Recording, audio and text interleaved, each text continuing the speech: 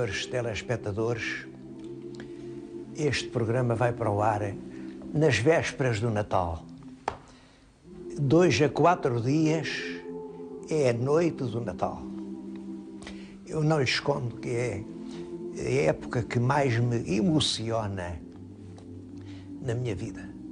É um tempo, naquela noite, em que eu recordo toda a minha infância, tenho saudades daqueles em cujo colo andei e que já não estão comigo. É aquele tempo do frio, aquele frio que a gente sente quando vai para a missa do Galo e depois ao regressar, e depois é toda a noite do Natal, é a família reunida à volta da mesa, são aquelas filhoses que a minha empregada Francisca, durante 50 anos, fez para nós o presépio. Eu tenho lá um presépio, vocês nem imaginam o presépio que lá tenho. O presépio que ando a fazer há mais de 60 anos. E a árvore de Natal, em que os nossos netos brincam, e as prendas, e um sentimento de ternura que abraça todos. E uma espécie de intuição quase indefinível, que só se tem nessa altura do ano, de que nós, todos os homens, são irmãos. Não é tempo de guerras, não é tempo de ódios. Nós todos nos sentimos irmãos e somos realmente irmãos. Porque Cristo, cujo nascimento se comemora naquela noite, Cristo veio ao mundo para dizer aos homens que todos são irmãos entre si. Gostava hoje de fazer um programa de Natal. Não queria deixar de fazer referência, por exemplo, a este livro. Saiu agora, eu comprei-o ontem na livraria. Acho que é um livro precioso. É sobre os presépios portugueses. É um livro de Monsenhor Arnaldo Pinto Cardoso, que tem os mais lindos presépios portugueses, presépios da época barroca, mas alguns eu nem os conhecia. É um livro que vale a pena conhecer, O Tempo do Presépio. Eu lembrei-me de fazer um programa sobre presépios, mas eles estão tão dispersos e a visitar alguns é ainda hoje tão difícil que, olhem, resolvi antes vir aqui, vir à Ágada, falar-lhes de uma história que até parece um conto do Natal. Digo-lhes já que não é um conto de Natal, é uma história absolutamente verdadeira. Porque às vezes a verdade é tão bonita e tão poética como as histórias que a gente inventa. Vim à Águeda, à Fundação Dionísio Pinheiro, para lhes contar o que é realmente uma história do Natal. E é isso que lhes vou contar.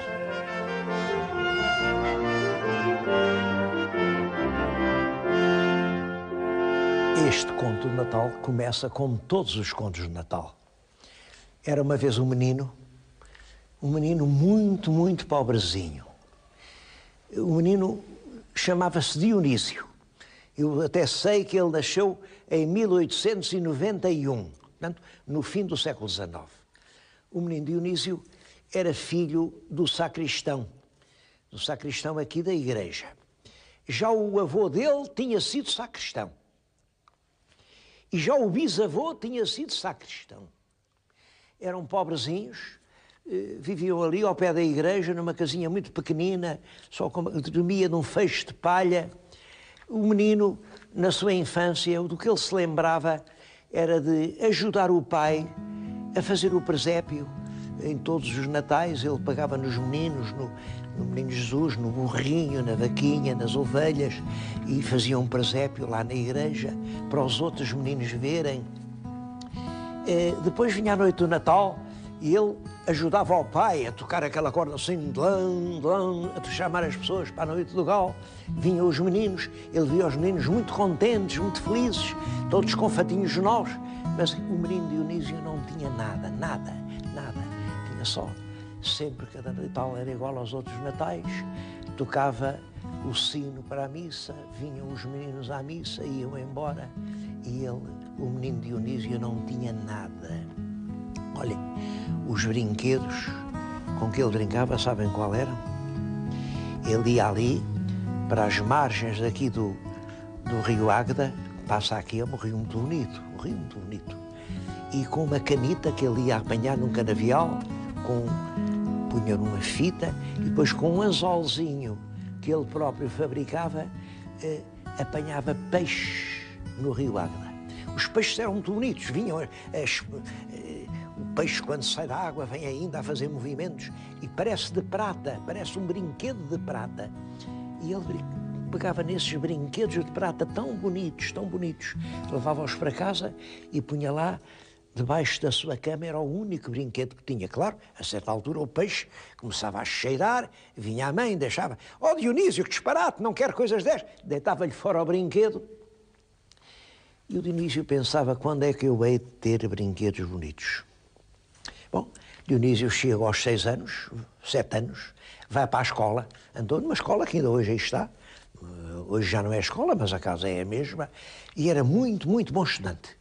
Aos 11 anos, fez o seu exame de instrução primária, ficou distinto e arranjou logo um emprego. Um amigo arranjou-lhe um emprego, aprendiz para marçano. Era numa loja do Porto, uma loja que, uns grandes armazéns que vendiam tecidos, uma loja muito importante, ainda hoje também lá está.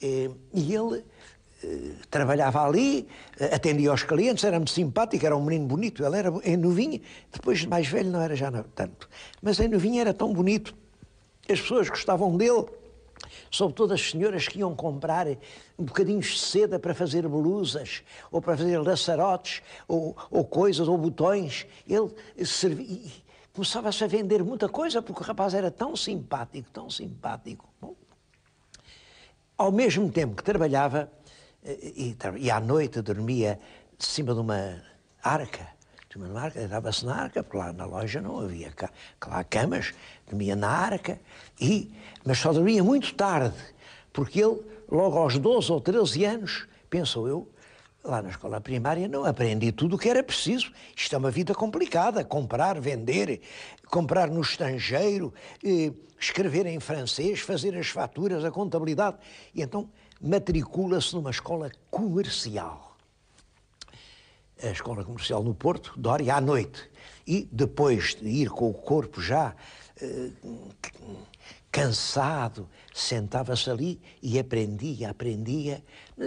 Aos 16 ou 17 anos, o menino já sabia fazer a escrita lá dos armazéns melhor do que o patrão. Bom, e o patrão, que além dos armazéns de vender no Porto, tinha uma loja, uma fábrica de tecidos em Santo Tirso.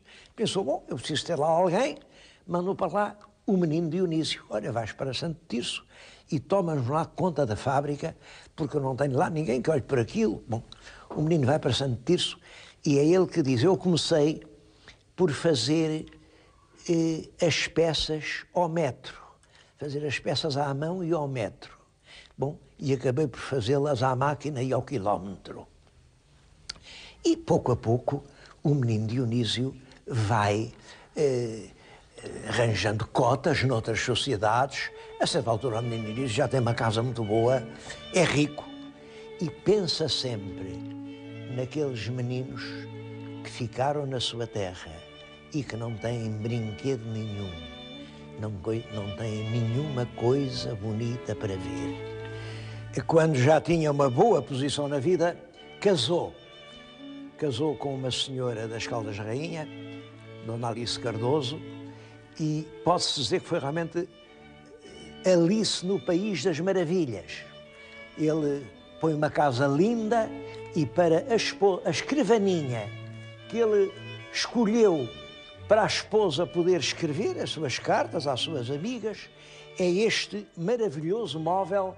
Isto é indo-inglês, é mandado fazer por, enfim, ingleses no século XVII, na Índia. Tudo isto é marfim incrustado em pau rosa. Toda a peça é realmente maravilhosa. Eu vou abri-la. Isto era aqui que Dona Alice se sentava e escrevia a sua correspondência. Bom, a peça, que é uma obra-prima e é única em Portugal, está hoje arrolada, isto é património nacional. Mas isto dá uma ideia do gosto requintado deste homem que agora, que já está rico, já está estabelecido, começa a dedicar-se aos assuntos da arte. E pouco a pouco vai comprando. Vou-lhes mostrar algumas das peças realmente belas que ele conseguiu colecionar.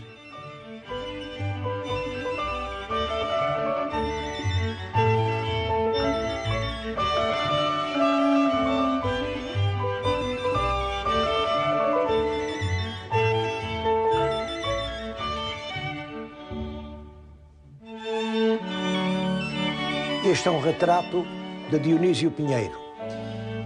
É já um retrato, enfim, do fim da vida, porque ele nasceu em 1891. E isto, é claro, é um retrato já de 1860. Portanto, ele já se ia aproximar dos 70 anos. O retrato pode não ser uma obra-prima de pintura, mas é de um grande realismo. Representa-o exatamente como ele era. Reparem, é um homem de uma grande serenidade, um homem que encara o mundo de olhos enxutos, um homem que já fez uma obra notável, mas que se representa aqui tranquilo, tem um pormenor, está de chapéu, porque essa era uma fraqueza que ele tinha. Com o tempo, caiu-lhe o cabelo e ele não queria mostrar as coisas fracas. Nunca se deixou fotografar nem pintar, senão com um chapéu na cabeça. Um chapéu bom, um chapéu de feltro cinzento. Mas aqui está o retrato do tal menino Dionísio. Desde o tempo em que ele aqui tocava os sinos para a Missa do Galo, até esta avançada fase da vida, nunca deixou de se lembrar dos meninos, os meninos do tempo dele, para quem também não havia Natal. E pensou sempre em um dia todos os meninos da sua terra pudessem ir a um lugar onde houvesse coisas que ele, as coisas de que ele próprio gostava, as coisas que lhe levavam a alma, peças de mobiliário, peças de pintura, peças de escultura, coisas que lembravam o Natal. Tudo isso ele foi reunindo num tesouro, pouco a pouco, na casa onde vivia com a mulher. Também está aqui o retrato da esposa, que é a Dona Alice, era mais nova do que ele. O retrato é sensivelmente da mesma altura. E há uma história sobre este retrato. Ela já está aqui, enfim, com joias muito boas, encostada a um móvel precioso, está lá embaixo, este móvel está lá embaixo. E ela tinha gostado de fazer este retrato, não tinham filhos, mas ela tinha uma gatinha de que gostava imenso e pediu ao pintor para pintá-la com a gatinha, talvez com a gatinha ao colo, não sei, enfim, com a gatinha. E o marido disse-lhe que não. Um retrato, pessoas são pessoas e gatos são gatos. Portanto, ela o que tem ao colo é um leque, certamente um leque precioso, deve estar na coleção. É a Dona Alice, quando já vivia no tal País das Maravilhas. Vamos agora lá abaixo ver as preciosidades que ele foi recolhendo ao longo de toda esta árdua vida de trabalho.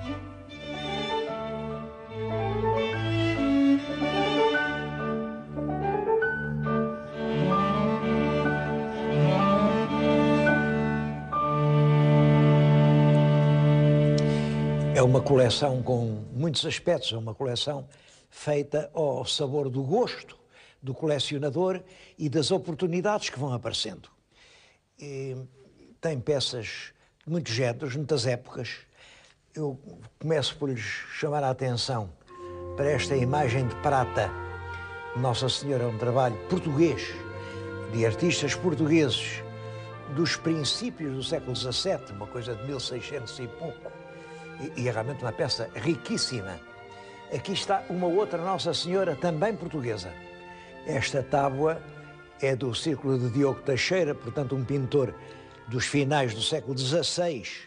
E reparem na beleza da figura feminina, na ternura. É realmente uma obra-prima da pintura dessa época. Há peças realmente espantosas aqui. Eu queria chamar especialmente a atenção para aquela salva de prata que além vêem. A salva tem o brasão dos Lobos da Silveira, barões do Alvito, que eram vedores da fazenda. Bom, a peça é um tesouro, talvez único em Portugal. É também uma peça portuguesa, mas com uma importância histórica enorme. Representa a toda a volta lutas. Isto são cavaleiros cristãos, em guerra. Está ali o castelo onde eles partem, aqui vão eles, de lança em riste. Há aqui cenas de combate. Aqui deste lado são cenas da vida de Cristo. Eu juro que esta peça nunca foi devidamente estudada e é uma das coisas mais importantes da nossa prataria do século XVI, porque é realmente alusiva às guerras dos portugueses no norte da África. Nunca tinha visto nada que se parecesse com isto.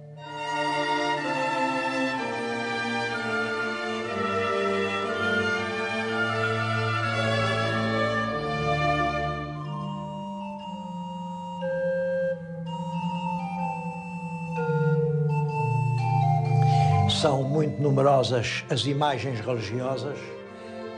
Está aqui um conjunto das mais bonitas. Isto é talha portuguesa do século XVI. E reparem como é gracioso todo o conjunto. Isto é um marfim excepcional pelas suas dimensões. É realmente uma peça enorme do século XVIII.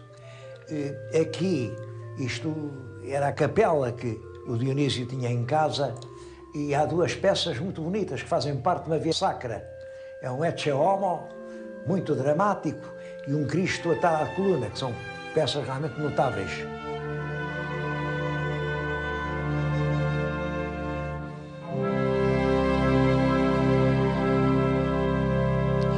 Uma peça fascinante e intrigante é o tapete que está na nossa frente. O ponto é um ponto de arraiolos. Portanto, a rigor pode-se dizer que é um tapete de arraiolos. Mas os motivos não têm nada a ver com arraiolos. São inteiramente indo-portugueses. Temas da Índia, aqui cenas de animais asiáticos, que alternam com cenas humanas. O centro tem aqui anjos. Nos medalhões há cavaleiros portugueses, cavaleiros que triunfaram. Eles já estão a cavalgar sobre os inimigos que venceram. E por todo lado há um conjunto de elementos vegetais, de animais. Vêem-se ali elefantes, vêem-se ali os tigres, os leões. É um conjunto único. Que pena isto não ser mais conhecido. Inclusivamente lá em Arraiolos podiam fazer réplicas disto, porque isto é tão estranho e tão importante.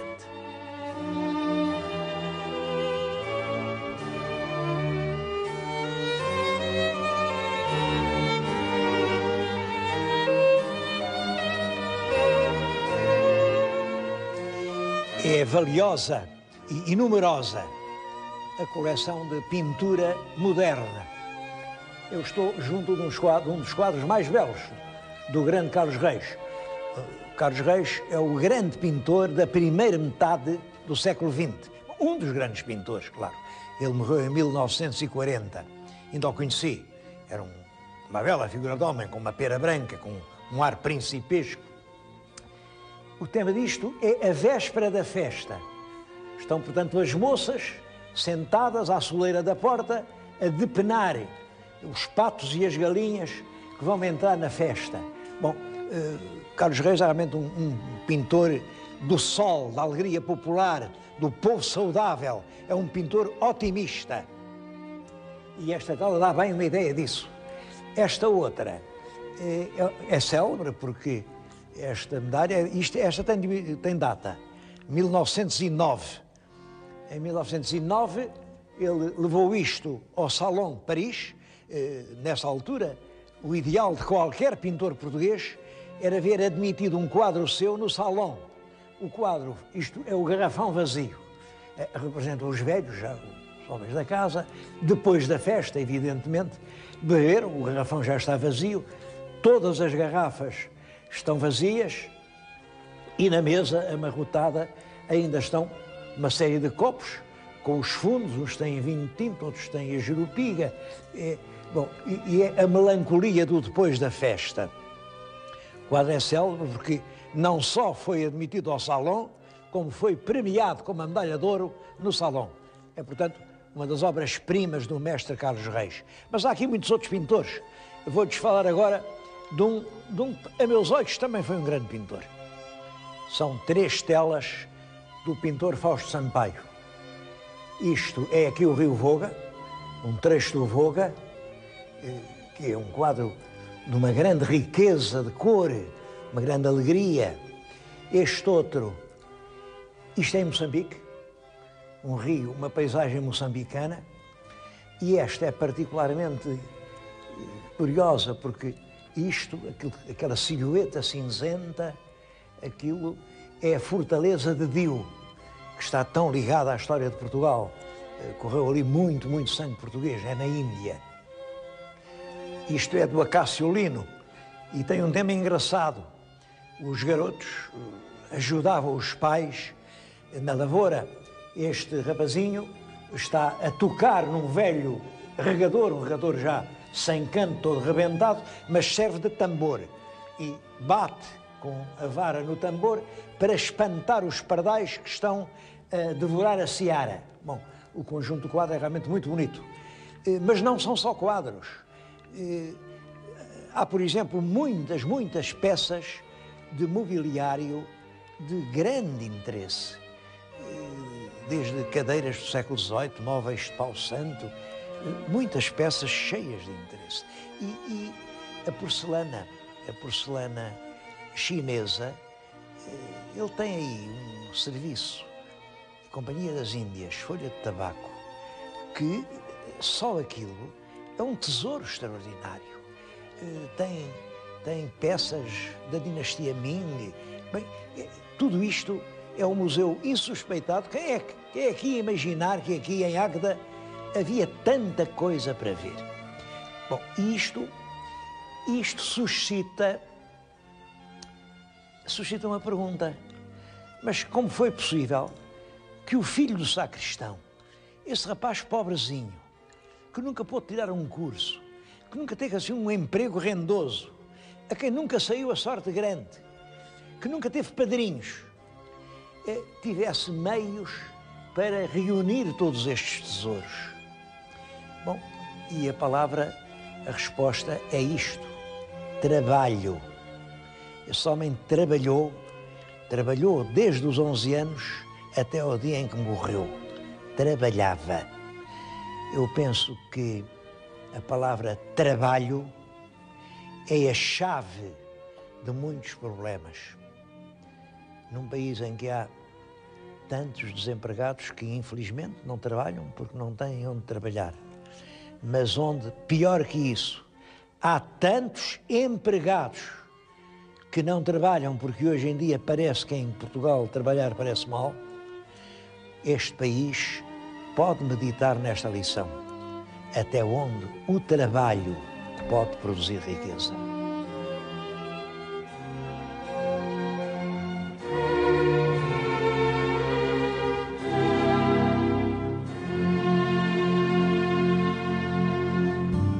E antes de acabar o programa, eu queria desejar a todos umas festas muito felizes, mas não o queria fazer sem primeiro falar aqui com estes meus pequeninos amigos para lhes fazer uma pergunta.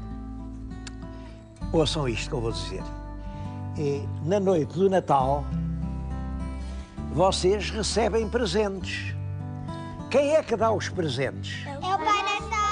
É o Pai Natal! É o Pai Natal! Ouvi aqui, este estava aqui a dizer que é o pai dele, aqui dizem que é Jesus, estas meninas dizem que é o Pai Natal. Bom, É o Pai Natal! cada um só deve dizer aquilo que pensa, aquilo em que acredita, mas a gente deve sempre dizer aquilo em que acredita. eu também lhes vou dizer aquilo em que acredito.